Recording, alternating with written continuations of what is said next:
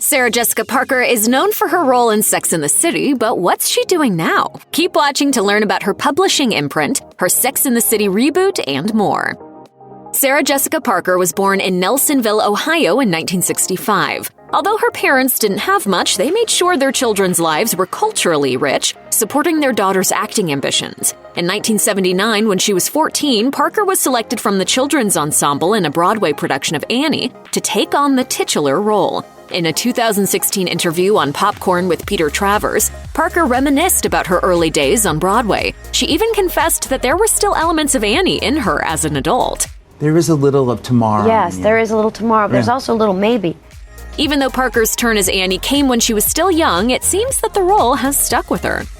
Getting work as a professional actress as a child meant that by her teenage years, Parker already felt independent. And she certainly was busy. A few years after Annie, Parker landed a role in the TV show Square Pegs about teen cliques in the 80s. As she told AV Club, "I knew at the time that it was unusual and special, and even though I wasn't really well-versed in television because we didn't get to watch a huge amount of television, I knew from the pilot script that it was special." From there, Parker took on the memorable role of Rusty in the classic musical film Footloose. The roles kept coming. As Parker explained of those early years, "You know, all you want is a job. You're auditioning, you want to have as much experience as possible." Jesus, he should never have let her done that. In 1992, Sarah Jessica Parker starred in Honeymoon in Vegas opposite Nicolas Cage. The role marked a transition in her career from supporting character to leading lady. She told AV Club, "It was definitely the first time I got to play the part, the object of a man's affection versus the best friend of the object." You'll be back Monday. I don't know, probably Tuesday or Wednesday. The role was also the first sign that she was on the route to stardom. She explained that the director simply offered her the role after seeing her in LA Story, telling the interviewer, "It was enormously influential and impactful and meaningful for me." In 1993, Sarah Jessica Parker starred as Sarah, the ditzy blonde witch in the Disney Halloween movie Hocus Pocus. For Parker, the movie wasn't exactly a momentous job. In fact, as she confessed years later on The Late Show with Stephen Colbert, she can barely remember the plot. I mean, I remember the filming of it. I just don't remember what the movie's about as much. However, one thing she did recall was flying on her broom. But I liked making the movie, and I love flying.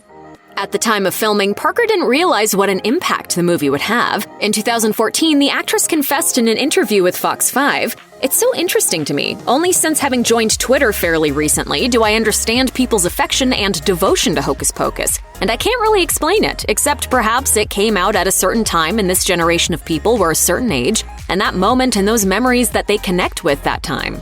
Right! Let us fly! Fly! Wait, sisters, I have an idea. As of 2021, Sarah Jessica Parker has been married to Matthew Broderick for over 20 years. The couple first met in 1991 in New York City after Parker's brother introduced the two. After meeting, months passed before they went out on their first date. As Parker told the New York Times, "He left a very charming, very self-effacing message on the machine." At the time, they bonded over their similar dreams and aspirations. She told Harper's Bazaar in 2013, "Matthew and I come from a different time and place. When we were young people, all we ever wanted was to be good working actors." In 1997, they tied the knot in an understated affair. As Parker told People, she had never considered marriage to be a goal, but with Broderick, it felt like the natural thing to do. She explained, "I never thought about a wedding dress, never. Had not one daydream about it. At one point, I just simply remember thinking, God, I really hope he asks me to marry him." In 1998, Sarah Jessica Parker took on what is arguably her most iconic role to date, Carrie Bradshaw in HBO's Sex and the City. As the actress explained to AV Club, she had no idea that the show would be as huge as it was, but as she went on to explain, she was far too busy working on the show to realize its enormous cultural impact.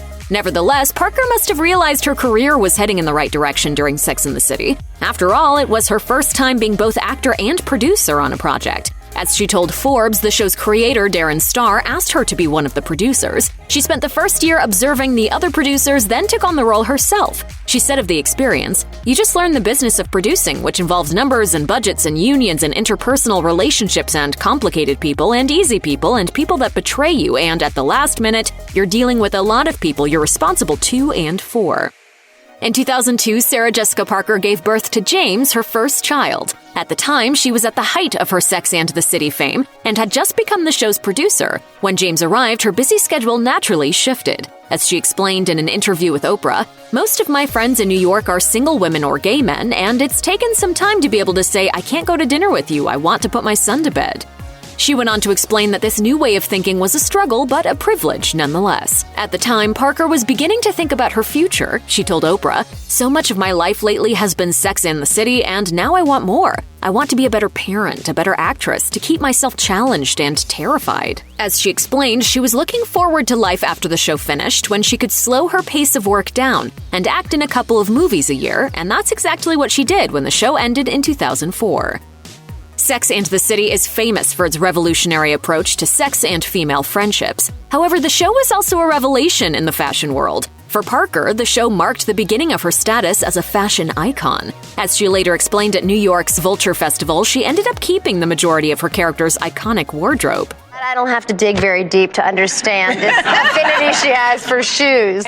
In a 2013 interview with Harper's Bazaar, Parker discussed her new footwear collaboration called SJP with the designer Manolo Blahnik, whose brand of luxury footwear she famously wore on the show. As George Malcolmus, president of Manolo Blahnik, said, "She has a fan base in the fashion world that's extraordinary, and it's truly because she's such a nice person." Parker had previously dipped her toes in the fashion world with an apparel line called Bitten, and later a line called Halston, but it was with the SJP line that she really made her stamp on the industry. As of 2021, the footwear line is still going strong. It's safe to say that Parker may never have created this fashion empire if it wasn't for Carrie Bradshaw.